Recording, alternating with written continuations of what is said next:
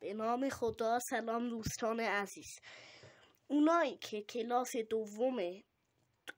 دوم ابتدایی هستن حتما این ویدیو رو ببینن که یک مسئله رو میخوام براشون توضیح بدم. ما اینجا توی اونایی که دوم ابتدایی هستن، اونا معلمشون حتما اینا رو بهشون یاد میده. مثلا ما می نویسیم 48 به اضافه 50. این شد جمع ما. میخوایم این جمع رو حل کنیم.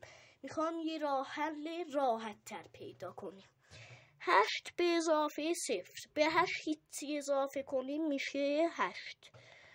به 4 5 تا اضافه کنیم میشه 9. جواب 98. حالا یه مثال دیگه هم میخوام بزنم که خوبتر یاد بگیریم. بعد 50 به اضافه 60 مساویه 0 به اضافه 0 میشه 0. بعد 5 به اضافه 6 خب میشه 6 7 8 9 10 11 میشه 11. بعد اینو می نویسیم 11. جواب 110. حتما ما رو سابسکرایب کنین، دنبال کنین.